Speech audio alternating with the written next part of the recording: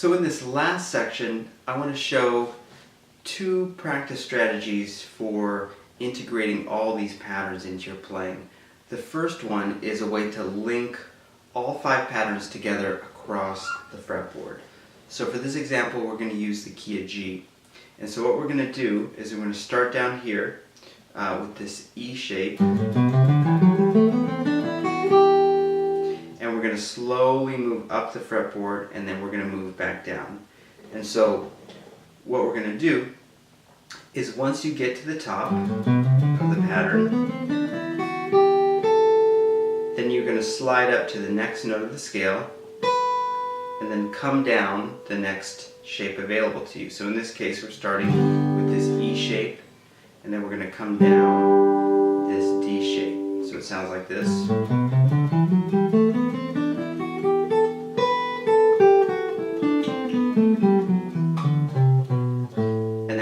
Once you reach the bottom of that pattern, you come back up, and then you go to the next available note on that 6th string, and now you're at a new position. And so now we're doing the C shape, and then you would shift up again, and come back down.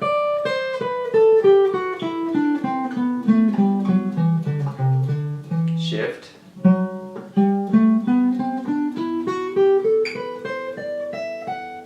shift,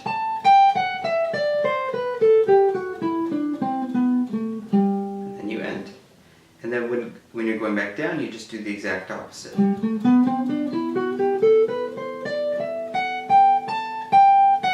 Now you're going to shift down and come down the next shape.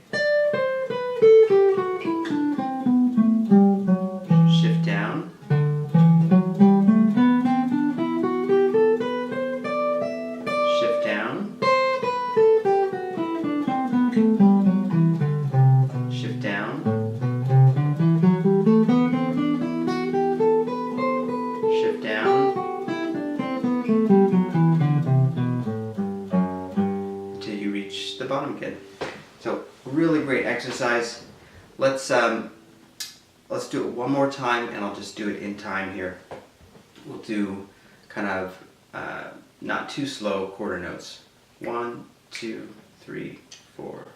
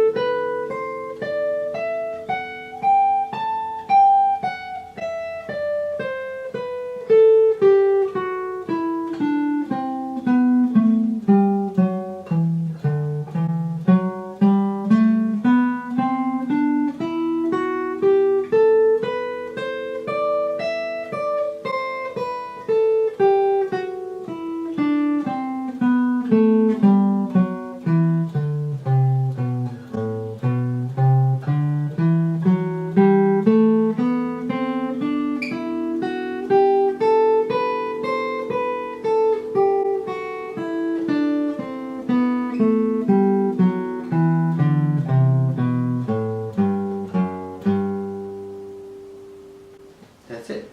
So that's the first kind of practice strategy, to link all the patterns together. Another thing you can do when you're working on just a specific pattern is you can create these little exercises, and you can make your own up, these little sequential exercises. For example, 1, 2, 3, 4, 2, 3, 4, 5, and so on. Watch. 1, 2, 3, 4, 2, 3, 4, 5, 3, 4, 5, 6, and you just keep going up, so it sounds like this.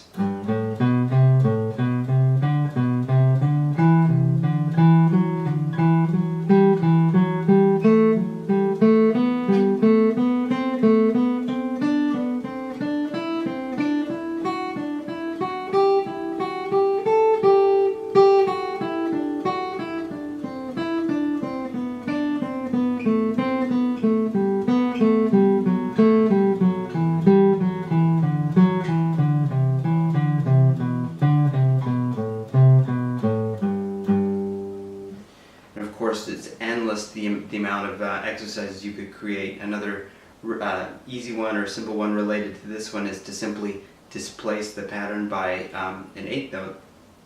It would sound like this. So now you're not going to start on one, you're going to start on the and of one. 1 and 2 and 3 and 4 and 1.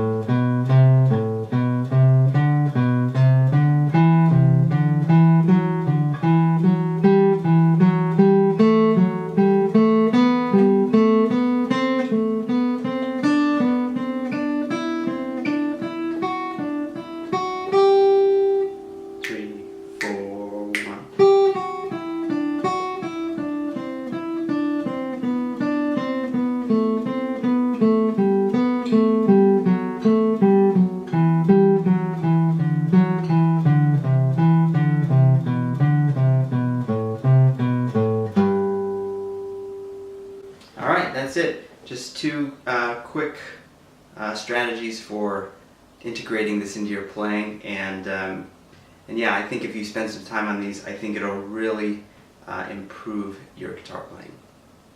Hey, forgot to mention that I have a PDF of all these major scale fingerings in a PDF, so check the description below for the link and you can grab that, and I think it'll be really helpful as you learn these fingerings. Thanks for watching.